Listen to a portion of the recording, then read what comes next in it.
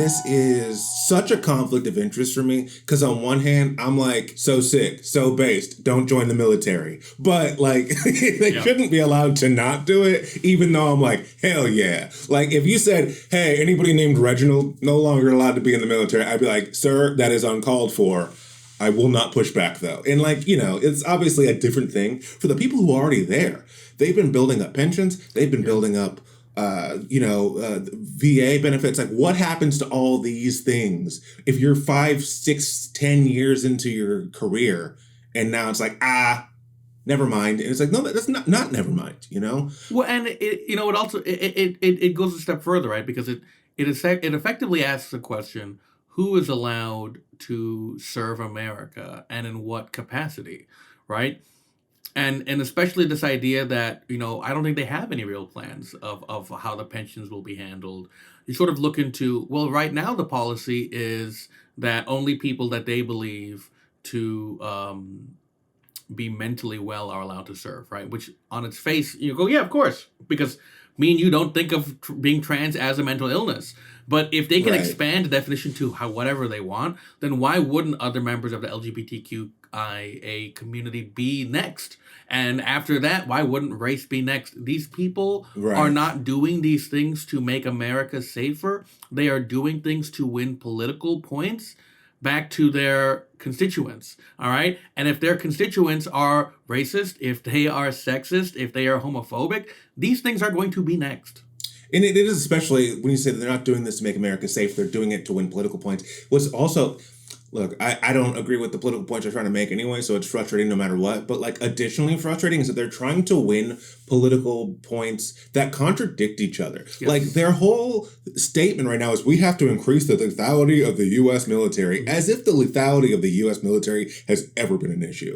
Like it is the most well-funded military in history. And I'm like, not quite lethal enough, but you know what would make it more lethal? If we don't allow as many people to be soldiers. And it's like, what are you doing? If I don't need the military to be bigger. I don't want people to be in the military, but like you're supposed to be allowed to be in the military. And if you are supposed to be doing that, like leave my own personal feelings aside, you're not increasing lethality by removing swaths of, in some cases, very decorated career service members. Yeah, I mean, it's especially rich coming from the kinds of people, if you want to know when we're recording this episode, it's 2 days after this big Signal stories broke where Pete Hegseth, the guy who was behind this ban, basically revealed operational secrets to a journalist who just happened to be in his Signal group chat. The fact that Pete Hegseth is even the Secretary of Defense in the first place shows so much of that it's not about a principled stand. The quote was, it conflicts with the soldier's commitment to an honorable, truthful, disciplined lifestyle, even in one's personal life.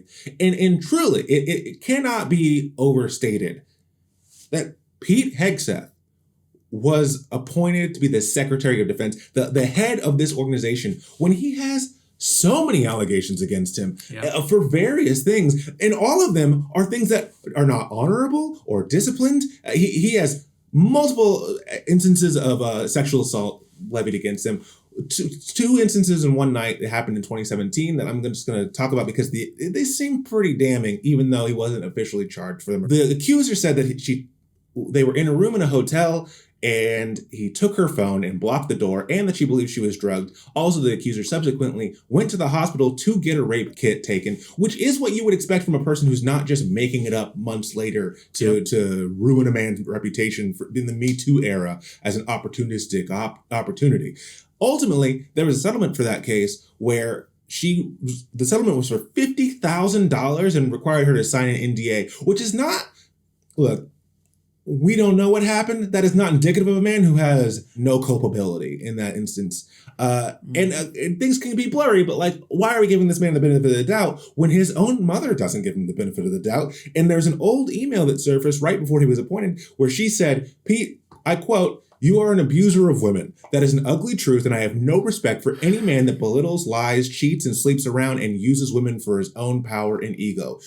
You are that man and have been for years, and as your mother, it pains me and embarrasses me to say it, but it is the sad, sad truth." That's not a lefty liberal journalist who's trying to slam you. That's his own mother saying that. And like, look, also, he has not got comparable leadership experience to be the Secretary of Defense, and he's an alcoholic with former Fox employees, former and current Fox employees, saying that he would sometimes, often show up early, smelling like booze, without any sleep or barely any sleep before being rushed onto air.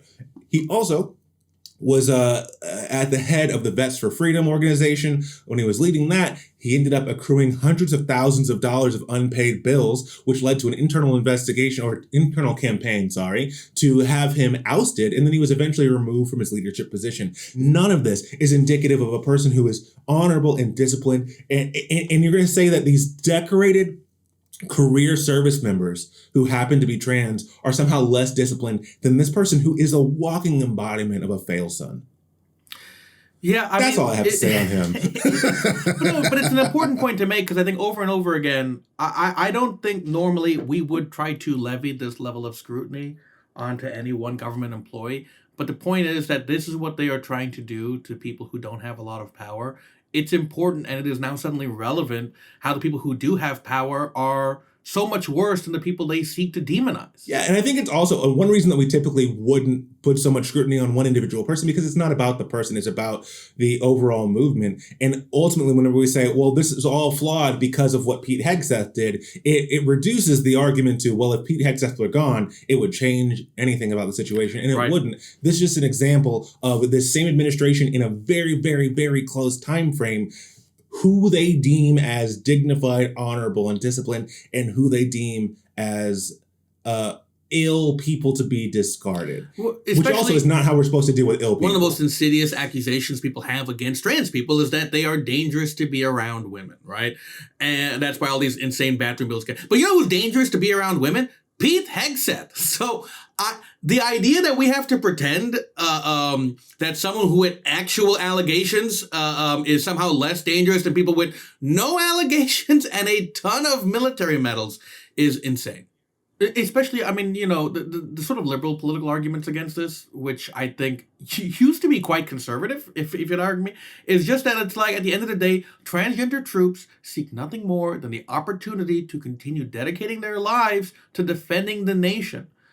People who are qualified for the job, who have already had the job, should be allowed to do the job without government interference. That sounds like something Ronald Reagan would have said. And I don't even like Ronald Reagan, but if you're conservative, he would not be on your side.